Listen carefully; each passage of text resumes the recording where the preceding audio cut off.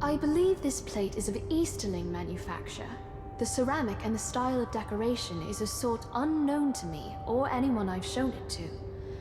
I know that the Easterlings from beyond the Sea of Rune have never been friends to Gondor, and their war chariots and wain wagons are fearsome indeed. But I should like to meet one up close when battle is not at hand. No matter how fierce they are, they're still men, not Uruks or other minions of the Dark Lord.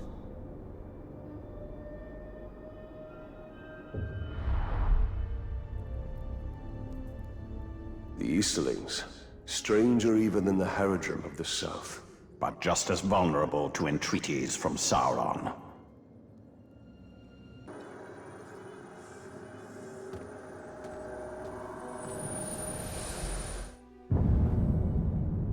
The elves esteem delicate finery in all their arts, and the crystals in this artifact glow softly, even in a pitch-black room.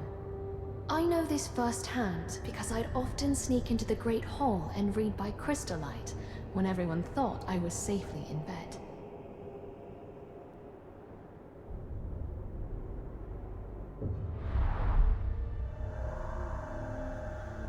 Finest crystal found in roughest Mordor. Fascinating. Surprised the orcs didn't smash it just to hear the sound.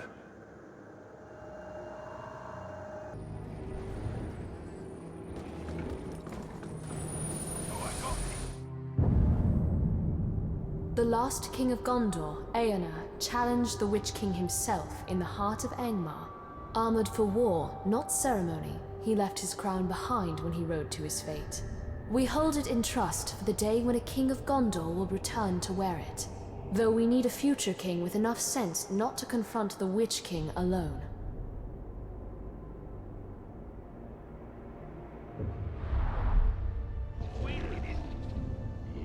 This crown is worthy of a king. Ah, but your people have spurned their kings, have they not?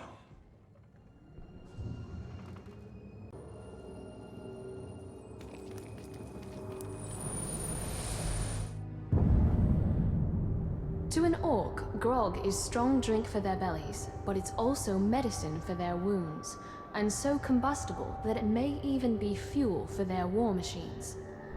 Few Gondorians dare drink it, lest we start to behave like the orcs. Still, it is worth studying.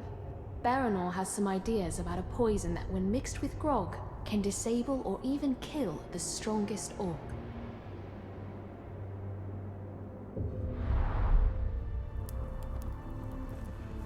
Oof, this grog smells foul. Ah, but to an Uruk it is ambrosia. Want some play? What a world! By reading the history and peoples of Gondor, every child receives countless lessons in our realm's history, our kings and heroes, our battles and triumphs. Doubly so for those of us who grew up on Gondor's frontiers. The teachers meant well. They were trying to inspire us. But all the tales of Gondor remind us how exposed we were to the threat of Mordor.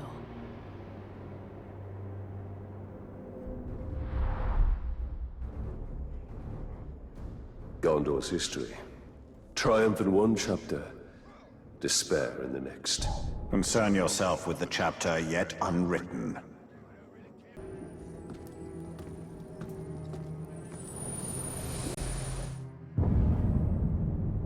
Minas Ithil never had the grand dramas and pageantry of Minas Tirith itself, but we had simple arts like music to give us the solace of home. When all around us lies in shadow, a simple folk song or pleasing dance was a ray of sunshine.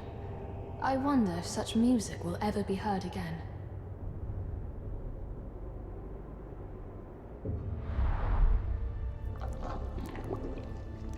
You know, I'd always meant to learn the lute.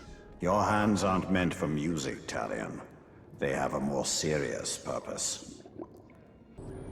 Don't you stop! Keep walking! You may not be able to fight, but you're sorry. The Sea of Nirn is home to beasts we can scarcely comprehend, but but from time to time, clues about their existence wash up on the shore. Our patrols found this fossilized squid beak years ago. If it is proportional to the smaller squids that fishermen sometimes catch, the sea creature would be several hundred feet long.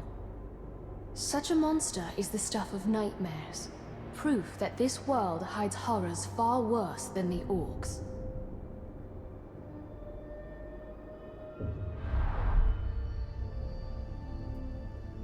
What a beast this must have been. And I doubt it was the last of its kind.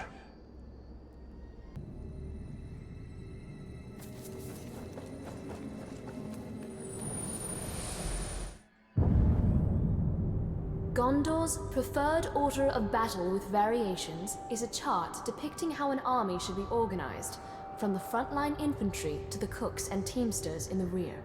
Whenever I study it, I'm amazed at what it takes to send an army to war. Details down to the number of cobblers and farriers for each column of soldiers. Such matters of supply seem mundane, until you're under siege, desperately fighting on quarter rations. Then, you're eager to pay attention to logistics.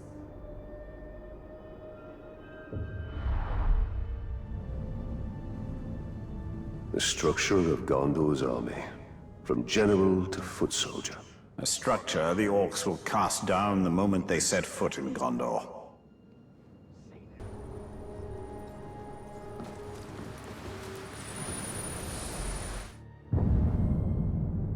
It's easy to dismiss the orcs as brutish, but that demeanor masks a cunning and cruelty well suited for warfare.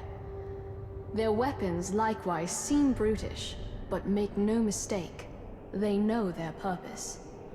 One sharp blow to the head will split your skull, whether it comes from Gondorian steel or orcish pig iron.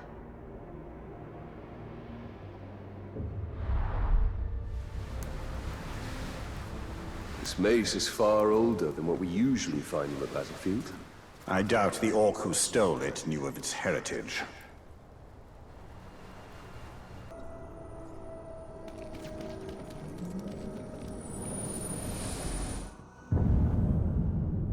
This artifact, a chunk of moonstone, was our last acquisition before the orcs came.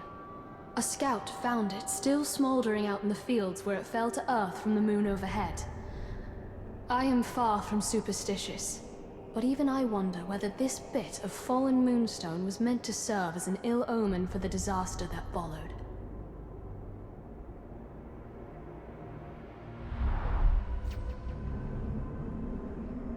An ill omen from the skies. Minas Ithil was doomed long before this moonstone fell to earth.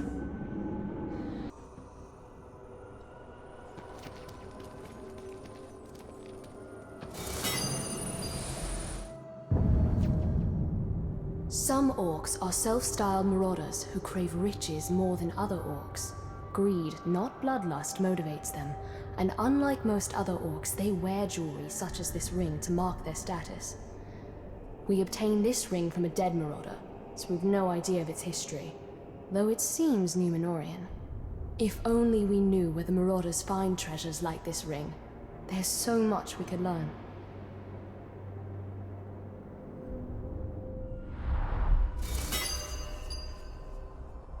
A ring of Númenor. And a well-crafted one, by the standards of men.